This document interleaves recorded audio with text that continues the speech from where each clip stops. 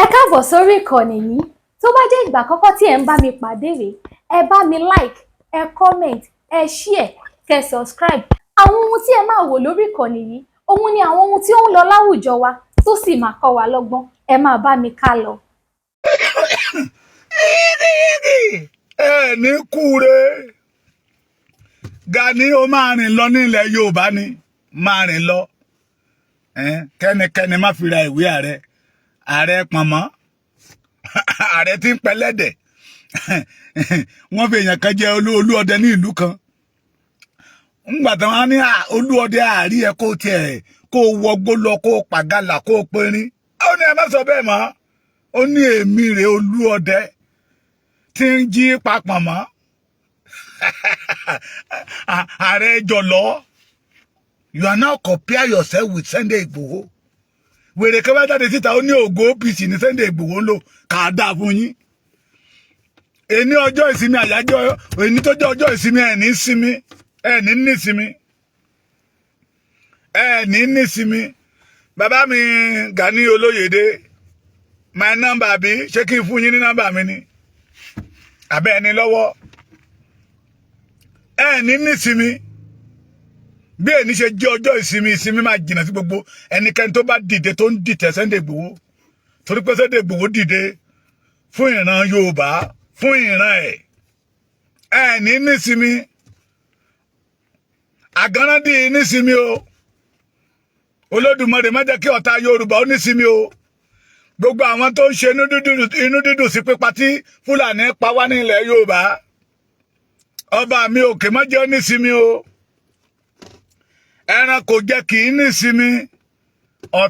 ọ̀tá ilẹ̀ kóòtù òjíire ẹni nísinmi ara ò ní tù yín ẹni bí niyín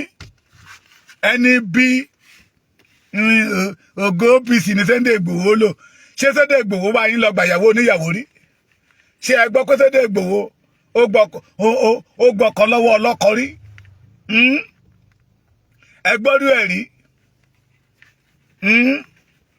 Jagunjagun yàtọ̀ sí tọ́ọ̀gì ǹgbà tó ṣẹlẹ̀ ṣe lẹ́kìtì mi báyìí ǹjẹ́ ẹ gbọ́ pé ọmọ ìlú ẹkùn kan ọmọ Sunday Igboho gan wọ́n lù àṣẹ tọ́ọ̀gì kí tẹ̀yìn ò bá ń ṣe tọ́ọ̀gì kílẹ̀ wá dọ̀dọ̀ Jonathan kílẹ̀ wá dọ̀dọ̀ Obi ní nísìmí Sunday Igboho superstar tọ́ọ̀gì ni and we love him like that we love him ọmọ ní máa ń sì kú roko àwa la máa sì kú gbogbo ẹ̀yin ọmọ OPC ẹ̀yin OPC títí yàtọ̀ ọ̀dàlẹ̀ people's corruption ọ̀dàlẹ̀ people's confusion ẹ ti confuse ògo tẹ̀ ń lò gbogbo ẹni bá ti jáde ń sì àgẹ́sì wọn ó lè ní OPC mú nígbà kan ìgbà tó ń nà gbogbo èèyàn ló lè abẹ́yìn gan ó lè ológo dákúdákú ológo tí ń pọ ọmọ Yorùbá tí fi ń lò gbà ológo tí ń wọ́ ọmọ ọlọ́mọ tó fẹ́ wọ́ ọmọ ọlọ́mọ wọ́n pm wá kọ́nà àwa ò ní we will not take you serious again but the more tá a bá ṣe ń rí yín tẹ́ bá ṣe ń jáde làá máa fún yín lésì wèrè kan jáde síta mi rò pé ó bímọ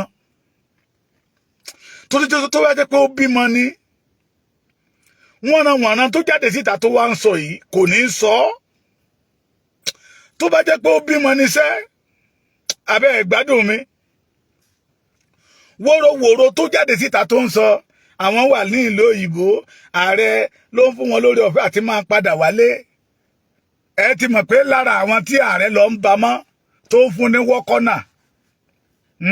yọ̀dí ẹ ọmọ yọ̀dí ẹ àrà bẹ́ sán tí ènìyàn ò bá lè jagun tí ò bá lè jagun núgbó ájà lè jagun obìnrin ẹni nísinmi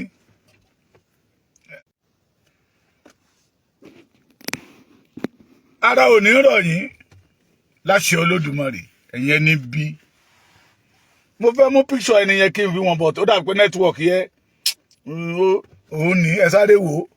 ẹ ti róbìnrin yẹn máa yìí mú gbọ́ lórí YouTube kẹ́ ẹ wo ẹlẹ́yà ẹ̀ wọ́n ló ń sọ òun lẹ́wọ̀ yìí àwọn aṣẹ́wó bóyá London ló wà ní bóyá France ló wà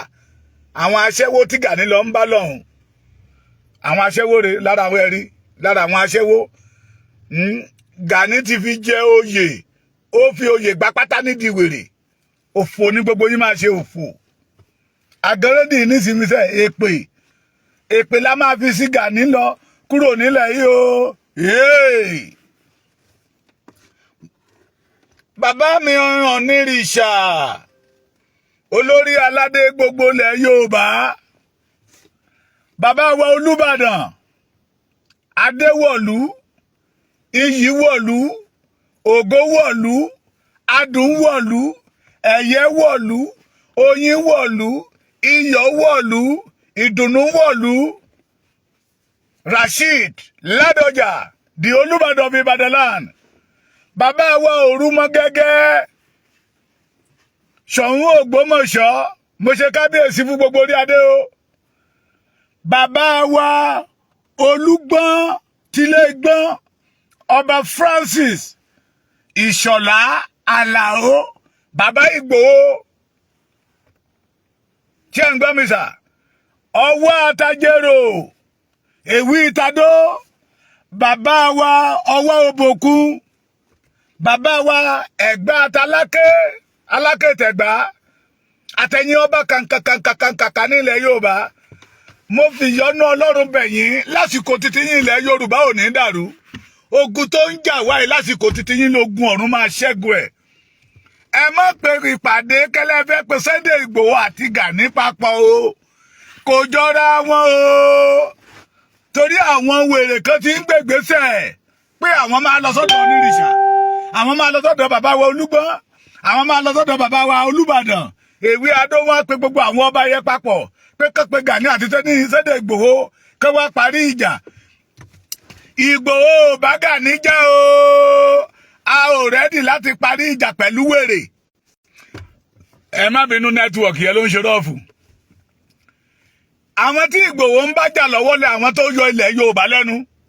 tó ń jí ilẹ̀ Yorùbá gbé tó ń jí ọmọ Yorùbá gbé tó ń wa kùsà wa ohun tí Ọlọ́run yọ̀ǹda fún wa ká máa fi ṣe ìgbádùn tó jẹ́ pé àwọn náà ń jèrè ẹ̀ tó tún pa ìran Yorùbá òní Sunday Ìgbòho ń bá jà lọ́wọ́ ṣé ẹni ti Gani gbogbo ẹ̀yin lọ́balọ́ba ilẹ̀ Yorùbá lẹ́mọ̀ pé kì í ṣe Yorùbá bàbá ẹ fẹsẹ̀ rìn wọlé ni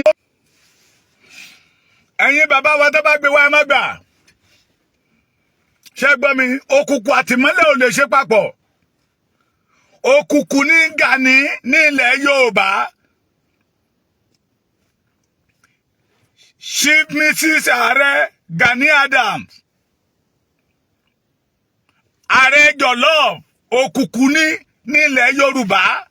ìbànújẹ́ ló jẹ́ fún wa pé Ọlọ́run ti ẹ̀gbá láyè ó jókòó sí ilẹ̀ Yorùbá Sunday Ìgbòho ló ń tanná ìmọ́lẹ̀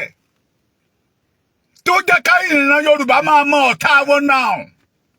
àwọn tá a rò pé ọ̀rẹ́ ni wọ́n àwọn tá a rò pé ọmọ ọkọ ni wọ́n ìwà àti ìṣesí Sunday Ìgbòho jẹ́ ká mọ̀ pé lóòótọ́ lódodo eléyìí ọ̀tá wa ni Yorùbá dẹ̀ sọ wípé ọmọ wa gbà kàrà wa gbà dúdú òun ló máa mú kí ọmọ máa fẹ́ràn èèyàn dáadáa ẹni tó ń gbà wá lẹ́nu ikú ó yàtọ̀ sẹ́ni tó ń tì wá sẹ́nu ikú àwọn sọ wípé ogun ò tí ìjàlẹ̀ Yorùbá ó dìgbà tí onílé ò bá nílé gbé mọ́ tí gbogbo Yorùbá bá sá káàkiri Gani á lè lọ sign contract pẹ̀lú àwọn Fúlàní pé gbogbo Èkó sí Ìbàdàn yẹ ẹ yọ̀ǹda ẹ̀ fóun.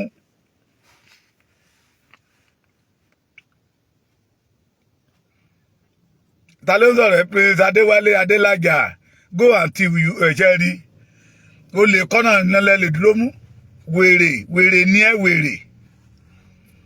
ṣé bàbá yín gan ṣé kìí ṣe olè ní ṣé Gani ò jalè ní abẹ́fẹ́ ká túṣu dẹ́sàlẹ̀ kòkò ṣé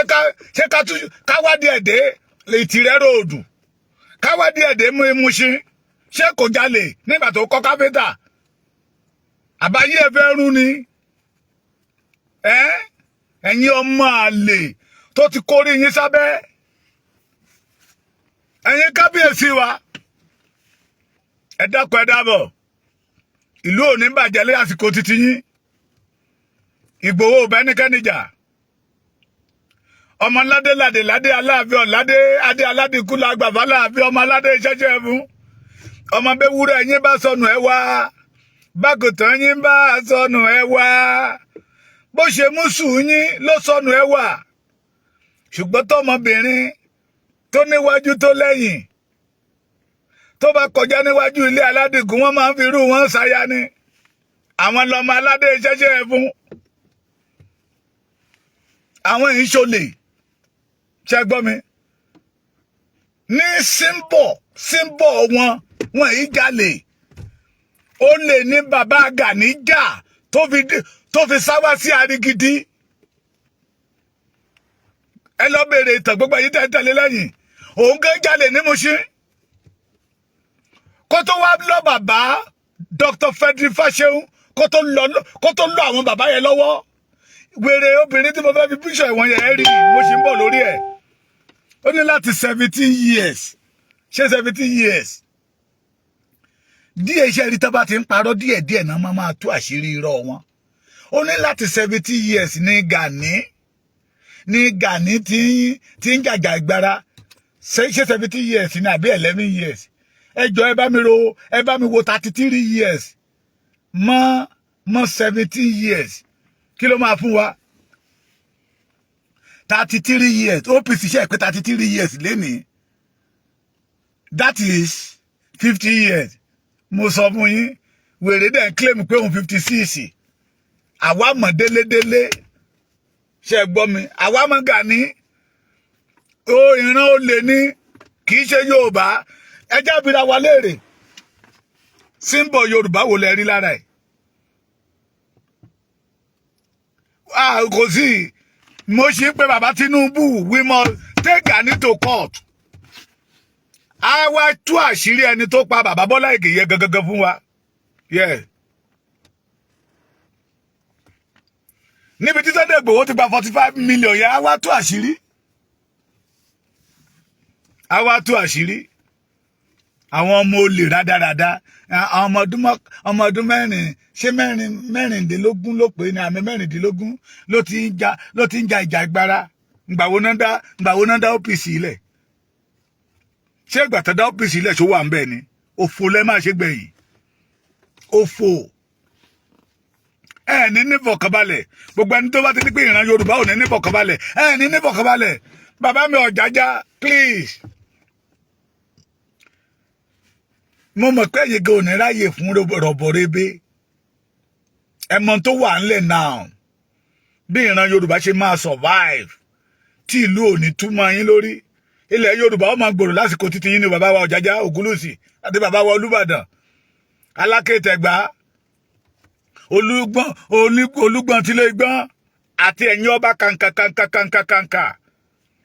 gbogbo yín náà lọ ọmọ burúkú ti lo ìgbéraga sí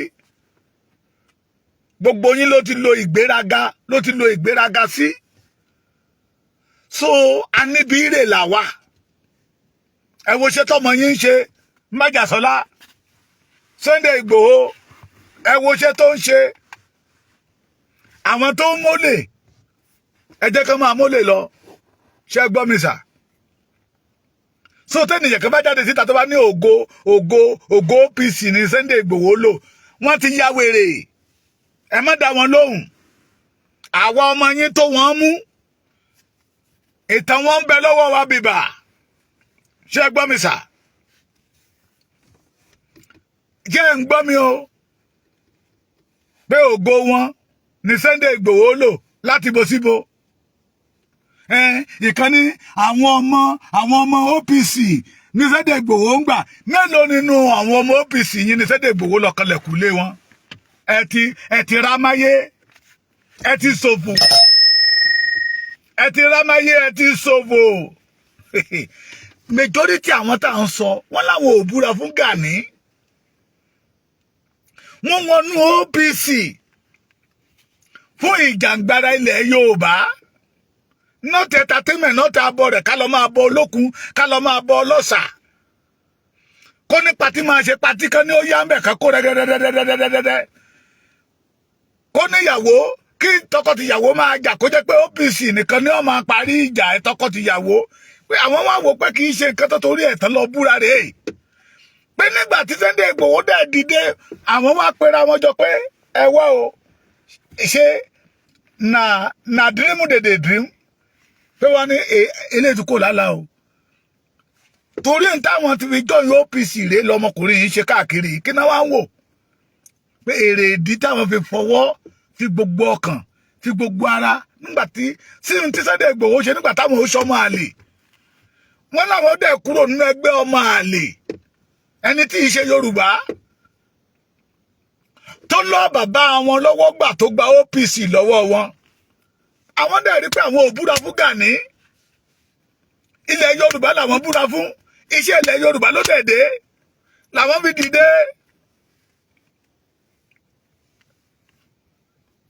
fi dìde pé yẹ̀s ó yá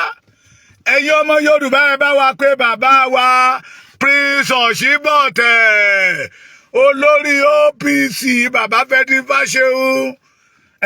àwọn gangan lójúlówó authentic original OPC certificate tí Gani ń lò fake ni tí wọ́n fi rẹ́gísítà OPC fake ni original ń bẹ lọ́wọ́ bàbá Ọ̀ṣínbọ̀tẹ̀ ẹ jẹ́ kí bàbá yẹn ó dìde we the Yorùbá we are ready to take our heritage back for Nupe boys. Ó ti dójú ẹ̀ tẹ́gbọ́n mi ó ti dójú ẹ̀ mò ń kí gbogbo yín ẹ má da Prince Adéwálé Adélájà ẹ má da lóhùn ọmọ àlè ní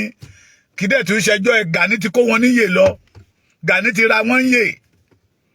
jẹ́ gbọ́ mi tó bá jẹ́ pé nẹ́tíwọ̀kì yẹn dáa ni tẹ́ ẹ bá gbọ́n tóbìnrin yẹn sọ tó lóun wà ní òun wà nílùú òyìnbó Gani ló fún wọn ní òpù láti máa wálé tẹ́ ẹ bá rí tèmi àti ẹ̀ bá jọ dúró mo fáì jù lọ Gani ti ra wọn níyè ọpọlọ orí wọn Gani ti dorí ẹ̀ kodò ṣé gbọ́ mi nẹ́tíwọ̀kì orí wọn ti fail ó ti yọ sim card orí wọn ó ti yọ dání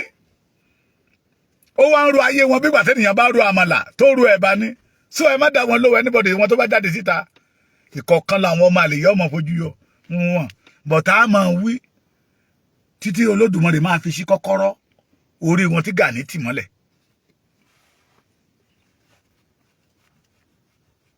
tẹ́ gbọ́ mi ó ti tọ́ fún wọn ní ó ti tọ́ fún wọn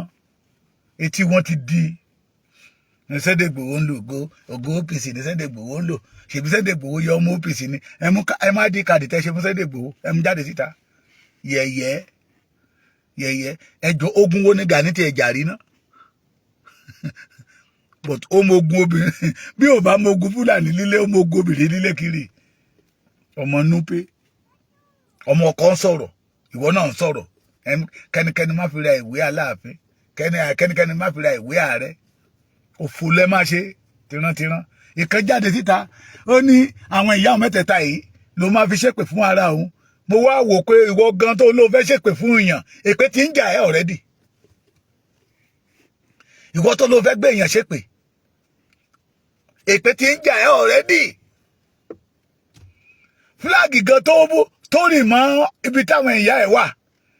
gbogbo fúláàgì ọ̀hún ti ya tán èpè tí ń jà already ṣé àwọn ìyá yẹn gan wọn rojú wọn rí n tó ń lọ kán mọ̀ pé ìyà tó ń jẹ wọ́n ní ó jẹ́ kó rówó raṣọ funfun raṣọ rẹ́ẹ̀dì àtàṣọ green tó fi síbẹ̀ tó fi ṣe fúláàgì àwọn ìyá ẹ̀ èpè tí ń jà ẹ́ already ó jẹ́ lọ́dọ̀ balẹ̀ lọ́dọ̀ Sunday Igboho kó bẹ́ẹ̀ wá mú 1 million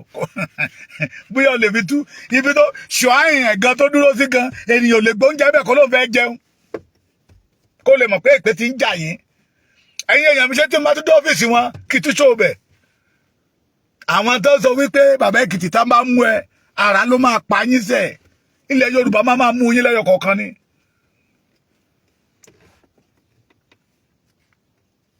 ilẹ̀ Yorùbá máa mú yín lẹ́yọ kọ̀ọ̀kan ẹ̀yin ẹni ègún ẹni èpè rádaràda kí láṣọ Gani nílé Aláró nílẹ̀ Yorùbá kí láṣọ títí ẹ̀ ó ti jẹ èyí tó fẹ́ jẹ nílẹ̀ Yorùbá ó ti jẹ tán there is no room for Gani again mo tẹ̀ jẹ́rìí ọba ìlú mi mo jẹ́rìí ọwọ́ Ajérò náà mo jẹ́rìí Olúkòyí mo jẹ́rìí Olúkẹ̀rẹ́ mo jẹ́rìí bàbá mi Èwe Adó a fẹ́ ṣe ìdìrókò ní oṣù tó ń bọ̀ Ìgbòho must be there tí Gani bá yọjú oh God ó táwọn ọmọ ẹ̀yìn ẹ̀ bá tẹ́lẹ̀ tí ń bọ̀ gbé ambulance dání à ń lù bí ẹni wọn kò ń gan òun ó mọ tèkìtì sọ́tọ̀ à ń lù bí ẹni lù bàrà ni kà á dáa fún ọ ó dẹ̀ ń gbá Yorùbá ó ń gbá Yorùbá ó ń gbá Yorùbá ọmọ oníkan dé pé má bàlù bàbá mi jẹ́ wọn ń jagun bẹ́yẹ wọn ṣé wọn ṣe ń jagun nìyẹn ẹ wá lọ mú Fúlàní ẹ ṣe fídíò ṣe báwọn ọmọ títẹ̀ ṣe fídíò ní ìjẹta náà Sunday Igboho di àwòkọ́ṣe fún wọn ògo títan náà ògo tó kira ju ògo Igboho náà pè bẹ́ẹ̀ ṣé o máa má jà sọ́la ikú bàbá ẹrú ikú eléyìí tó lọ́mọ ogun tó ní sàábé àwọn sàábé rèé apàdé ọlọ́pàá lọ́nà wọ́n rí ìrù ẹkùn wọ́n ní àwọn ọmọ Ìgbòho lélẹ́yìí wọ́n dẹ̀ ń bẹ́rí fún wa mo wá ní ọ́fíìsà nínú I so much love that man ó dẹ̀ ń bẹ́rí pé I beg I am praying that government will give him chance that man capable to flush them out of Yoruba land only I'm not a Yoruba man before we think that Yoruba land is a peaceful land we that working here we are enjoying pé òun ò gbàdúrà kan transfer àwọn kò nílẹ̀ Yorùbá pé the more down people today nowhere safe but when this man come wèrè wá jáde síta pé ògo wọn ló ń lò lórí burúkú olè ẹlẹ́nu bẹ́ẹ̀ nu yọjáyọjá lórí burúkú olè aláìní tìjú olè ọmọ ìrankíran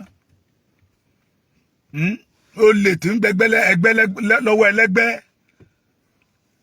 ọmọ kẹtẹ pẹ̀lú amrọ̀bà ni tó bá ti gba ohun tí ò ṣe ti tiẹ̀ you are armed robbers OPC did not belong to you when they are funding OPC you are not there ìwọ́n jáde níta èmi ni commander OPC Ìbà Gani Adam Oòduà ọmọ àlè náà tún ń pe Oòduà mọ́ra ẹ̀